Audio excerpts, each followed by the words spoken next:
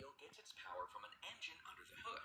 But how many people can say they actually know how that engine works? While a modern internal combustion engine is obviously an extremely complex piece of machinery,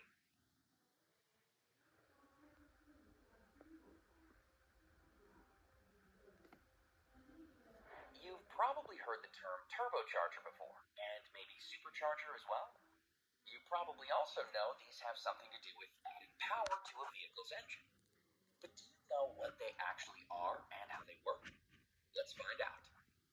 In the first Engines 101 video, you learned the basics behind internal combustion engines. They suck air into a cylinder, mix it with fuel, and then burn it to move a piston, and then repeat. We then explained the idea of displacement and how larger cylinders usually mean a more powerful engine. That's because they're able to fit more air and fuel, essentially creating a bigger explosion. But there's also another way to achieve this, and it's called forced induction.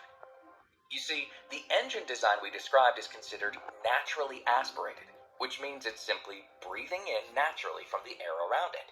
But the concept of forced induction changes this, through components like turbochargers or superchargers. As the name implies, the idea is to force additional air into the cylinders, more than could just be pulled naturally from the engine's intake. By doing this, forced induction can effectively simulate large cylinders without actually having them, enabling a smaller displacement engine to put out the same power you typically see from a larger displacement unit. The cool thing here is that it allows for control over how and when it works, meaning that when extra power isn't needed, that engine simply acts like the smaller engine it is, saving fuel in the process. And again, that's because when there's more air, you need more fuel to match. And that's true whether through a turbocharger or larger cylinders. So how does it actually work?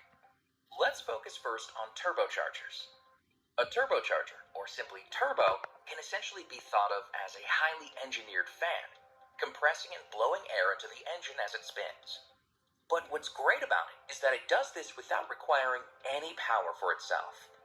That's because it's mounted onto the exhaust line, right after the cylinders, so the engine's own exhaust output is what spins it, which in turn pushes more air back into the engine and on, creating a remarkably clever self-powered loop.